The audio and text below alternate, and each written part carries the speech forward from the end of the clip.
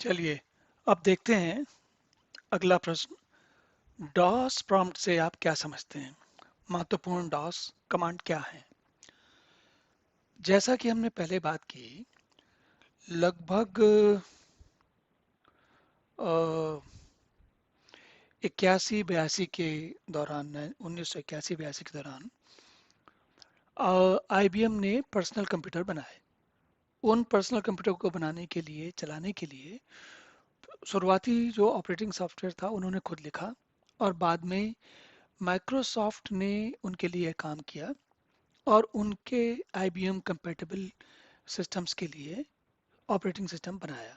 तो ये दोनों लोग मिली जुली सरकार थी आईबीएम और माइक्रोसॉफ्ट के बीच में। तो वो क्या होता क्या था कि उस समय हार्ड डिस्क,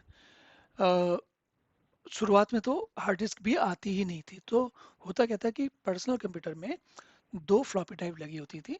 एक फ्लॉपी ड्राइव में ऑपरेटिंग सिस्टम यानी कि डिस्क, ऑपरेटिंग सिस्टम डिस्क चलती थी, और दूसरे में प्रोग्राम चलता था। तो इसका क्या मतलब हुआ? इसका मतलब ये हुआ कि जो डॉस प्रॉम्प्ट होता है, तो डिस्क, उसको, इस ऑपरेटिंग सिस्टम को इसलिए डिस्क ऑपरेटिंग सिस्टम कहा गया, डॉस कहा गया। अब इस डिस्क ऑपरेटिंग सिस्टम में, जैसे कि अगर हम चाहें तो अपने इस कंप्यूटर में देख सकते हैं, ये नहीं चाहिए। अभी हम, अगर हम कमांड टाइप करें तो ये दिखाने लगता है। ठीक है, अब ये जो है, ये देखिए, ये ये इस जब उस समय जब कंप्यूटर आता था, पर्सनल कंप्यूटर, तो उसमें विंडोज होती नहीं थी और केवल ये इस तरीके की स्क्रीन कंप्यूटर के टर्मिनल पर दिखती थी। बल्कि इसका रंग जो है थोड़ा सा हरा या अम, अम, नारंगी का रंग का होता था, या कभी कभार हल्के नीले, गाढ़े नीले कलर का भी होता था। तो काला नहीं होता था, तब काला नहीं होता था। तो अब ये इसमें क्या होता था कि ये इस तरीके का आपको टर्मिनल सामने दिखेगा। उस टर्मिनल में आप क्या कर सकते हो? इस टर्मिनल के आने से पहले सिस्टम को बूट करना पड़ेगा, जैसे कि मैंने आपको पहले बताया। बायोस में बेसिक इनपुट आउटपुट सिस्टम जो होता है, वो कंप्यूटर की एक चिप में पड़ा होता है। तो वो शुरुआती होता है, जैसे नहीं होता पायलट लाइट होती है या पायलट होता है। पायलट क्या होता है? किसी चीज का, असली चीज का छोटा सा काम करता हुआ हिस्सा। तो बायोस जो होता है वो ऑपरेटिंग सिस्टम का एक छोटा सा हिस्सा होता है, जिसको आप पावर जब देते हो कंप्यूटर सिस्टम को, तो पहले बायोस एक्टिव होती है और वो अपने आप में पढ़ती है, फिर वो कुछ शुरू के सिस्टम को देखती है, चेक करती है, और उसमें चेक करने के बाद बोलती है कि हाँ भाई, सारा हार्डवेयर ठीक दिख रहा है। अब आगे का जो काम काम है वो ऑपरेटिंग सिस्टम संभाले। तो जब संभालता है तो क्या करता है ऑपरेटिंग सिस्टम? अपनी कुछ जो जिस डिस्क में, जैसे ये सी ड्राइव दिख रही है, तो इस डिस्क के अंदर कितनी स्पेस है, कितनी जगह है, उसको अपने तरीके से व्यवस्थित करता है।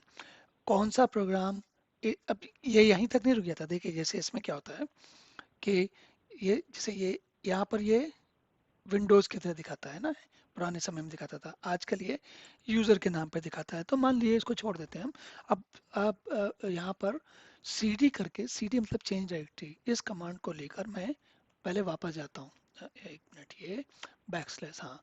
तो अब उसके बाद अगर मैं कहूँ md s प्राका, ऐसा करता हूँ ना, तो देखिए इसने एक, अब इस सीड md मतलब मेक डायरेक्टरी, फिर s प्रकाश कहता हूँ मैं, तो ये देखिए इस डायरेक्टरी में चला गया। तो cd मतलब चेंज डायरेक्टरी, md मतलब मेक डायरेक्टरी। तो इस तरीके की कमांड दे के आप सारी इन सब चीज़ों को बना सकते हैं, है ना, देख सकते हैं कि कैसे क्या बनना है। अब इसमें मान लीजिए मैं कॉपी करना चाहूँ, तो स्लैश C:// पटी, उसमें कुछ फाइल पड़ी है, इसलिए मैं उनको सोच रहा हूँ कि यहाँ पर कॉपी कर लूँ। देखिए क्या करता है ये। तो इसने क्या किया, इस कमांड ने पटी डायरेक्टरी में कुछ फाइलें पड़ी थी, उनको यहाँ ला के कॉपी कर दिया। ये पटी का जो कमांड होता है, प्रोग्राम है, ये लाइनेक्स या यूनिक्स के सिस्टम्स को रिमोट से, दूर से, उन पर काम करने के लिए इसका प्रयोग किया जाता है। तो मैंने एक उदाहरण के लिए आपका एक बता दिया कि कैसे बनाया जाता है।